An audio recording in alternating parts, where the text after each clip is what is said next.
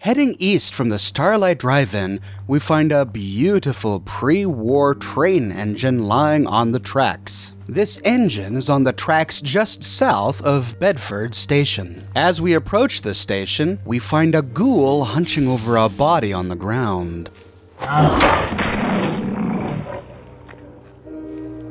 This corpse is the corpse of a man called Dutchman. He lies face down on the ground, recently dead and yet intact. He hasn't been consumed by ghouls yet. On his body are Dutchman's instructions. Deliver your package to the old switching station. The runner arrives at midnight. If you need gear, look for the blue barrel. Aha, this is railroad speak. Package, runner. I'm on my railroad character now, and you'll know if you've watched me play her during my live streams that the railroad refers to Gen 3 synths as packages. They hand off these packages to other railroad agents in nondescript locations. Late at night, under cover of darkness, abandoned churches, and apparently switching stations. The runner will then take the synth out of the Commonwealth, maybe to the Capital Wastelands, or somewhere far away from the Institute, to keep that synth safe. But this is a disturbing scene. Dutchman was tasked with delivering a package. The runner who would take the synth out of the Commonwealth was to meet him at midnight, but we find his body on the ground. What happened to the runner? What happened to the package? Well, maybe our answers are in the switching tower. Ascending the stairs, we enter the switching room, only to find a grisly scene. No bodies, no bones, but blood splatter, both on the ground and on the wall. On the floor is a pipe revolver. What went on here? Well, taking a look at the terminal, we see that the switching station is not functional. There's a critical failure with the track switching station. They can no longer switch the tracks, but you can control the spotlights from here. On this terminal is a holotape. We can eject it and load it in our Pip-Boy to listen to it. It's past. She's late. No, something's wrong. Someone's coming. Look, 5 of them. It's a trap. Damn it, they've got us surrounded. What do we do? I'll draw them off. Give me a count of 10, then break for the tree line. What? Dutchman, There's no time. Good luck, A9. 10, 9, 8, 7. No! No, I'm not going back. I can't. I won't. A9-51 was the escaped synth. Remember, Patriot within the Institute helps synths who want to escape of their own free will. Once they arrive on the Commonwealth, they then make contact with the railroad, and the railroad helps them escape. A9-51 and the Dutchman, a railroad agent, were in this switching station waiting for the runner to arrive, who would take A9-51 out of the Commonwealth. But the runner is late. It's well past midnight. A9 and the Dutchman are up here peering out the window when they see 5 figures approach. 5 of them. 5 of whom? Or 5 of what? The Dutchman runs down the stairs as a lure, but then dies after around 4 seconds. A9 was only able to count from 10 to 7. This makes sense because his body lies very close to the switching station. He did not get very far. But A9 never broke for the trees. He never ran. Instead, he says, "I'm not going back. I won't." And the recording ends. What happened? Where is he? Well, I think it's clear that the 5 figures he saw were synths. I think they had been tracked by a synth reclamation team, part of the Synth Retention Bureau. They tracked A9 down to this switching station, and when Dutchman ran out of the tower, they gunned him down. We heard ballistic automatic rifle fire, and synths typically use their Institute energy-based synth weapons. That's true. But I think what happened is the Dutchman opened fire first. The Dutchman with an automatic pipe rifle possibly before he was killed. A9 watches the Dutchman get killed by Institute synths. He is sitting here in this chair as the synths are climbing the stairs, and instead of allowing them to capture him, he commits suicide. This explains the blood splatter on the wall. This explains the blood splatter on the ground. This explains the pipe pistol lying on the floor. But where's the body? Well, A9 is a synth, and if it really was a synth reclamation team that was coming to collect him, they likely retrieved the body.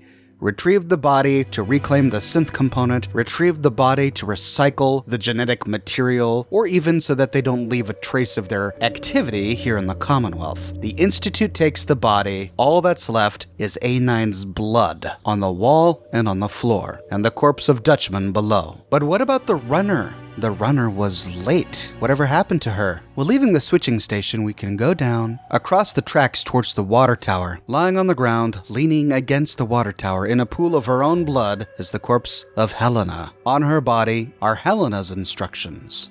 The package arrives at midnight. Well, we found the final actor in this drama. Helena was the name of the runner. She was coming to Bedford Station at midnight to meet Dutchman and A9 when she was gunned down, likely by synths. Well, what else can we find here? We remember on Dutchman's note something about supplies in a blue barrel. Heading to the nearest blue train car, the one that the engine was towing, we can hop on inside to find a skeleton on top of a sleeping bag next to a stash of caps. But most exciting, lying on a chem cooler in the corner is a railway rifle. This rifle, an iconic weapon of the railroad, shoots railway spikes, and it only spawns here in the train car if you arrive after level 20. Is this the stash of supplies that the railroad was talking about on Dutchman's note? Well, heading north along the tracks, we can go up some wooden steps into an orange car. This car is filled with barrels. We don't find anything here but a combat shotgun. Heading out, we see two more train cars, one of which is tipped over and inaccessible, leaving the only one left, a blue one, with a ruined door that we can use as a ramp. Just outside is one feral ghoul, which we can quickly dispatch. Heading up the ramp, we see a bunch of barrels and crates. No packages, no containers. At the other side, we find a first aid kit, but no dead drop until we see a rail sign. Painted in white on the wall of this train car is the rail sign for dead drop. And sure enough, looking inside the barrel, we find the dead drop in a chem cooler. Inside we find ammunition, chems, food, a metal chest piece, and 2 red dresses. Now, what about the rest of Bedford Station? Is there anything else here? Well, heading north up the tracks, we see a bunch of cut stone sitting at the station and on a train pallet ready for departure. This makes sense because nearby is Thicket Excavations. I did a video on Thicket Excavations recently, which, for those of you who are wondering, is the source of the Mirelurk Den meme. But it looks like the stone cut from Thicket Excavations was transferred by train through Bedford Station. Arriving at the station, we get swarmed by even more ghouls. We made that look easy. I don't know why I bring Deacon with me. He's just awful. He shot this explosive gas canister which ignited all this oil on the platform, singeing me. We live to fight another day, and night, and day, etc., etc. Doggone you, Deacon. Inside the station, we find the cargo handler's note in a garbage bin. Davis, you see the garbage in today's shipment? Even I can see that steel's no good. Couple of beams were already rusted through. Someone's gonna get killed. Damn suits, always trying to cut corners. This is really troubling since the steel is likely meant for Thicket Excavations to be used as girders and reinforcements for shoring up the ceiling as they burrow deeper underground.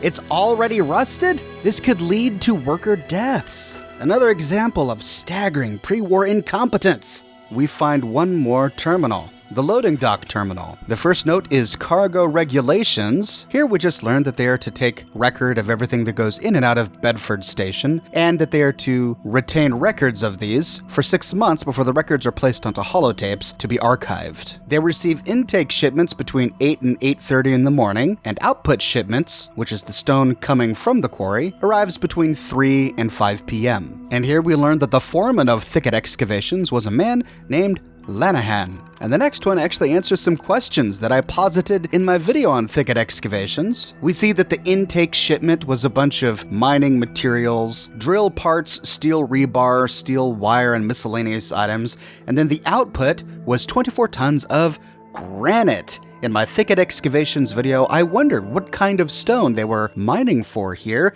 It kind of looked like marble to me, but here we learned that it's actually granite. The final note must have happened the day that the bombs dropped. They got their intake shipment, which was steel rebar, fastenings, and 24 spools of electrical wire. Those arrived at 8:26 a.m., but the output is pending, of course, because the bombs dropped before they could finish loading the granite block output onto the train cars for delivery. Turning around, we see that one of these shipping containers forms a ramp up into a loft area, and it's up here where we find the End of Dungeon steamer trunk. So, that was the full story of Bedford Station, a sad story for those of us who sympathize with the railroad. And it's one more example of how often the railroad fail, how vigilant the Institute can be, and just how much they harass the railroad and its agents for doing what they do.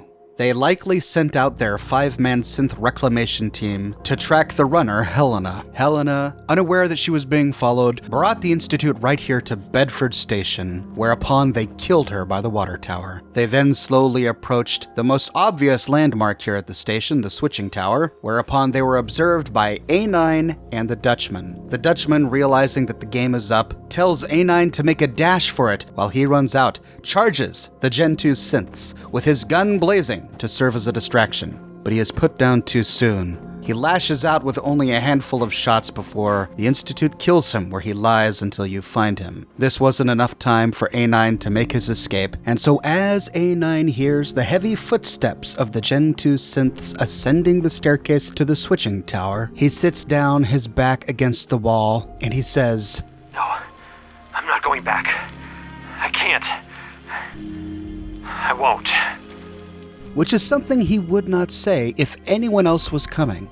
If it was raiders, if it was gunners, where would they be taking him back to? Only synths from the Institute, only representatives of the SRB would cause A9 to respond that way. He says, I am not going back. I can't go back. And as the shadow of his captors falls upon his face, he pulls out his pipe pistol, opens his mouth, places his pipe pistol in it, and pulls the trigger.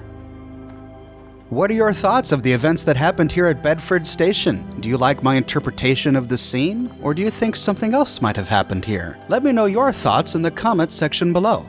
I read all of your comments, and I use your comments as inspiration for my future videos. I publish a new Fallout video 6 days a week on a wide range of topics from Fallout 4 to Fallout 3 to Fallout New Vegas. So if you want to make sure that you don't miss tomorrow's video, be sure to subscribe and to click that bell notification button. And did you know that I've got a t-shirt shop? That's right, ladies and gentlemen, you can find a link to my shop in the description below. And if you like what I do and you want to support me in a more personal way, consider becoming one of my patrons on Patreon.